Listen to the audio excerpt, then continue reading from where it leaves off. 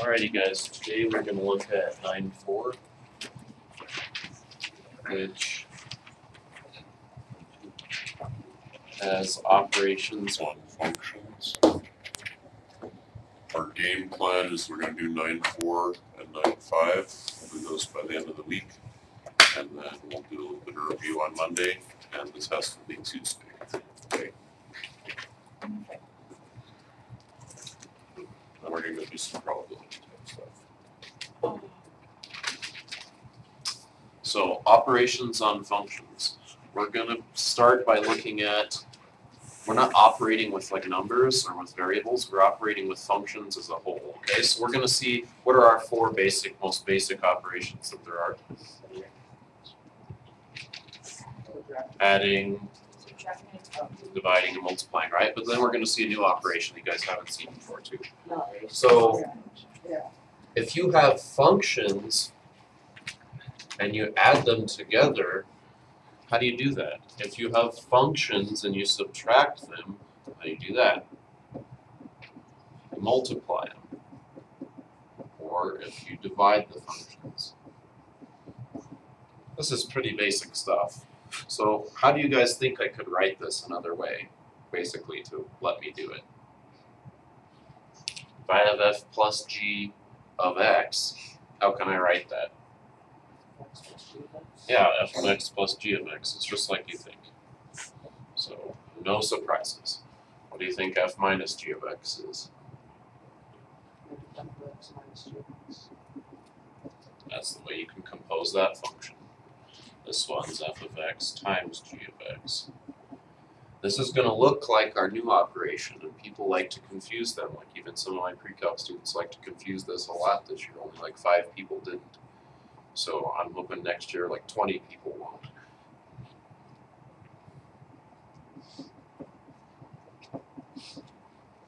What stipulation do we need to make on this to make it safe? So that we don't break anything. What could be dangerous with that division? What's always dangerous when you have division? Oh, if g of x equals 0, then it's what? It's undefined, it's not in the domain. So we need to say that this is only true such that g of x is not equal to 0. Okay, so we gotta make that safe. Okay, so let's just try some examples of this kind of stuff. Shouldn't be much new, so here's a couple examples. I've got to give you a couple functions.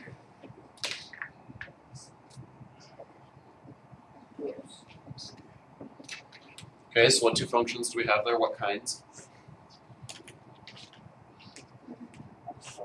We have a quadratic and a linear function.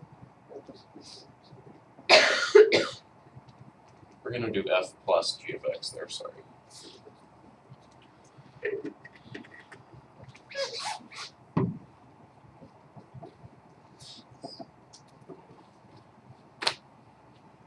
Okay, so what do you think I'm going to do with this one? What did it tell you to do? Take f, add g to it. So I'll take f, add g to it. And then if I simplify that, I'm just going to combine like terms. Really easy, right? So what am I going to combine? The x's and the constants. So I get 9x plus 1. If I do f minus g, and I need to go this one, and what do I need to do when I do the minus? I have to distribute that minus, so I need to make sure that I put some parentheses in. Any of us didn't remember this on the last test. Don't forget that if you have minus, it must be distributed. So we're going to get 4x squared plus 3x minus 1 minus 6x minus 2. And now combine like terms to get 4x squared minus 3x minus 3. Alrighty. If I multiply them, I just need to multiply them.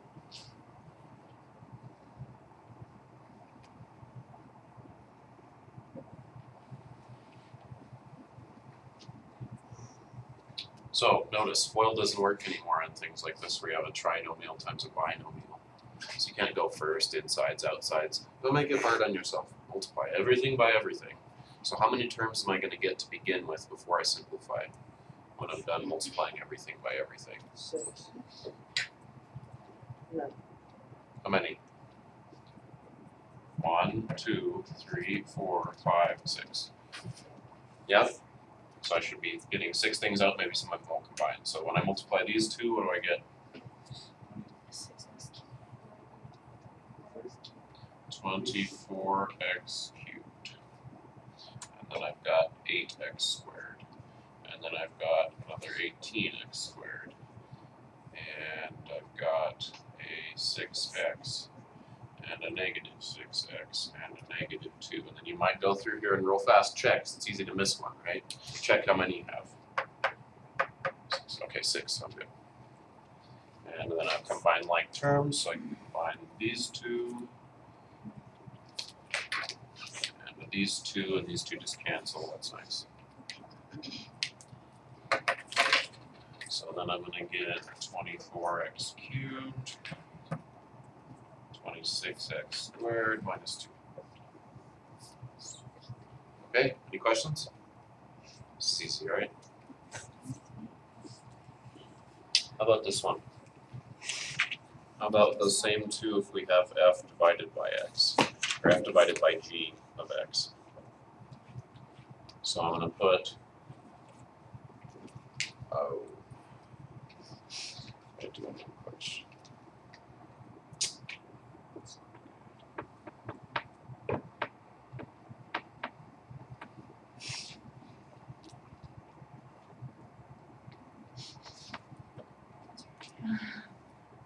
let's do this.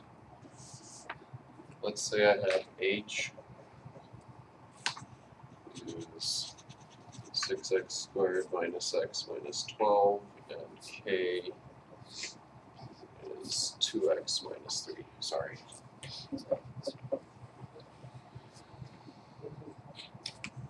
My notes are messed up. So h over k. So if I do h over k, I get that. What kind of function is this?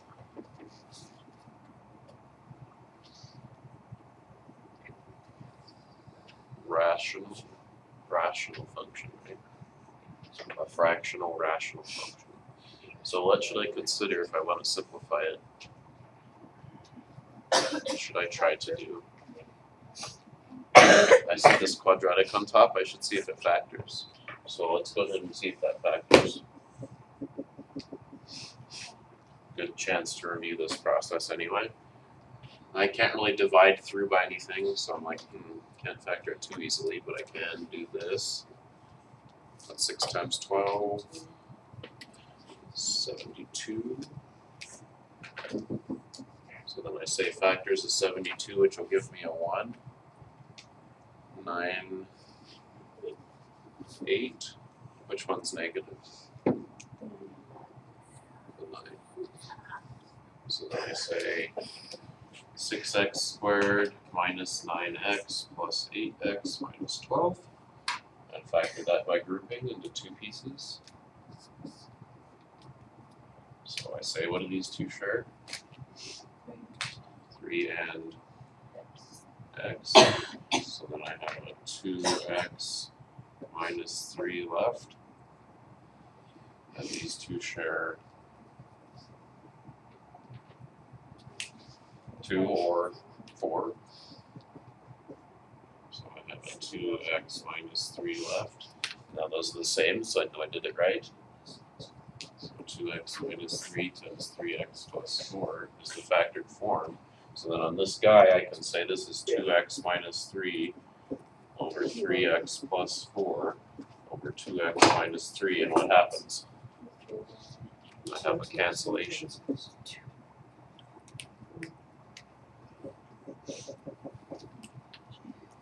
If I graphed that, what would it look like?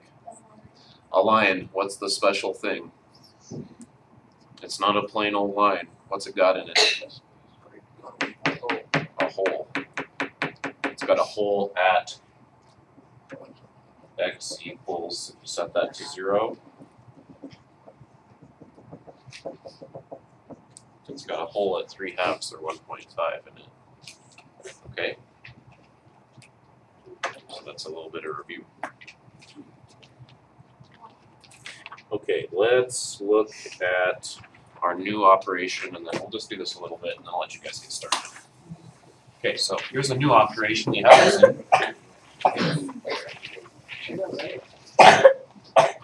This is called composition.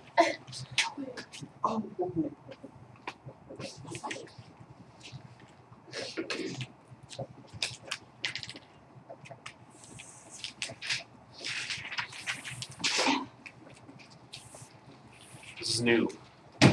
This is a different type of mathematical operation. It only applies to functions. Well, I shouldn't say it only applies to functions. You can use it on these things called sequences, which some of us will see pretty soon too. But it's like a new type of operation that you haven't seen before, but it's not like really complex. It does something that's pretty obvious. All it does is it uses one function, and in pre-calc I have this awesome advanced math thing that we do with this, which is called iteration. So it takes this even further. But it uses one function as the input for another.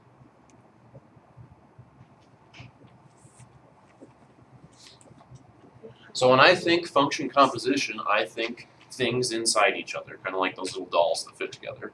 Okay? So you put one function inside another one, and you can do it more than one time. We're just going to be doing it one time for now. Okay? So here's what it looks like. This is new notation.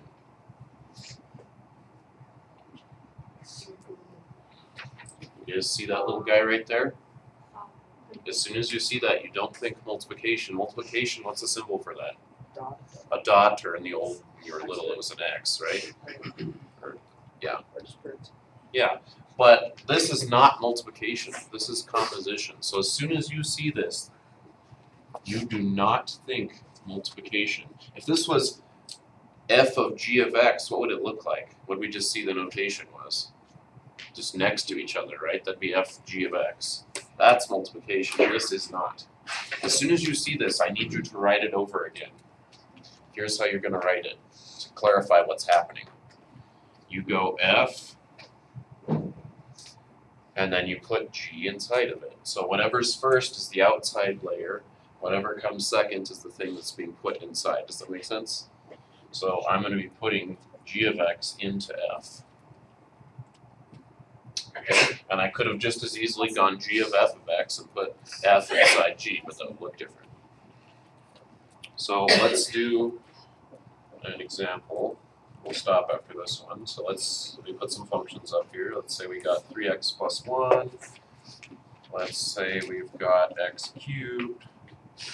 And let's say we've got 2 to the x. So we've got a line, a power function, a cubic one, and an exponential. I want you to know that vocab. Okay, so what we're going to do with that is we're going to find, there's different ways to do this. Bless you. F of g of 4. We're going to find h of f of 2. And we're going to find g of h of negative 2.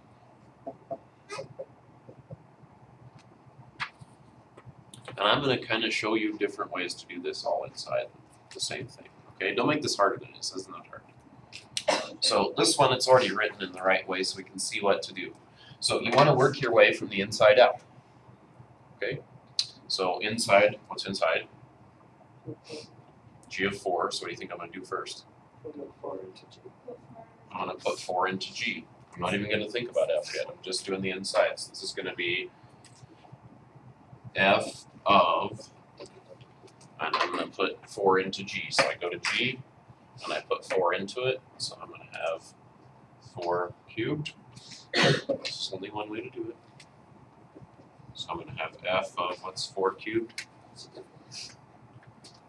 64. So now what's left? You've done that forever since we were little. Just put this into f. So now I go 3 times 64 plus 1. Might need my calculator for that. It's 190. 3 times 6 is 180. 3 times 60 is 180. 3 times 4 is 12. That's 192. 193. Okay. Any questions on what we did there? Please ask me if you got one. We good? It's just too easy? Yeah, it's just too easy. Okay. All right.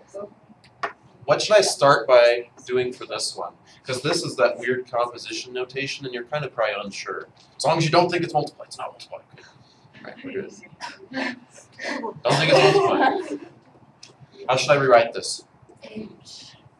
H, parenthesis, f of 2 inside of h. We good? Wait. So then what am I going to do? Go inside, say plug 2 into f. Just write this down. Leave a blank space. Plug 2 into f, so I go to f. I say I've got 3 times 2 plus 1 in there. If I need that big of a blank space. Not thinking ahead. So what's actually going to be put into h? 7. So then we're going to put 7 into h, so we get 2 raised to the 7th power. Oh, do we know our multiples of 2 that high now, after that last section?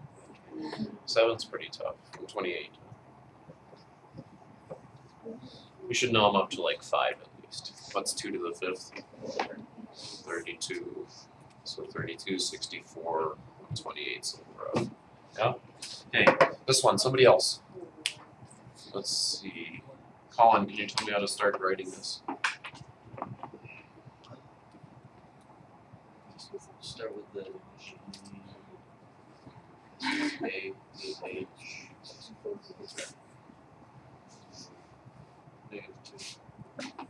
That? That? yes. Then what? Okay, good.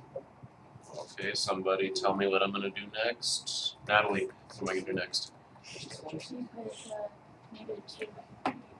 Negative 2 into h. So I get, leave that g there. You can do this as scratch work. Like if you just want to do this as scratch work off to the side, that's fine. I'm doing it all in one shot. You can see all my work. It's very organized. But you don't have to do it that way. So if you want to do scratch work calculations, that's fine. So Natalie said put negative 2 into h. So I put it right there. What happens when we have that negative exponent?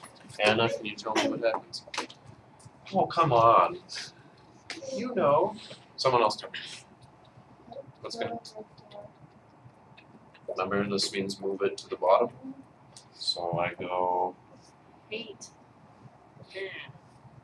Passion. Deep passion. and then I need to put 1/4 into g. So I go 1/4 cubed, which is 1 cubed is 1, 4 cubed we just said was 64. Alrighty. I think most of the rest of it's straightforward enough, but we'll do some more work tomorrow with it. You guys can probably handle doing most of it now, though.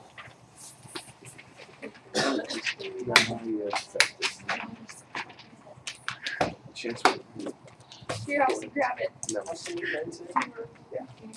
I'll try. You're pointing it? I'll try. There's a difference between trying. So for your first kick, at least we got a first kick.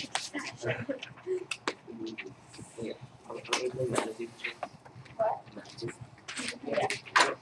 Okay, guys, that one's not due till Thursday.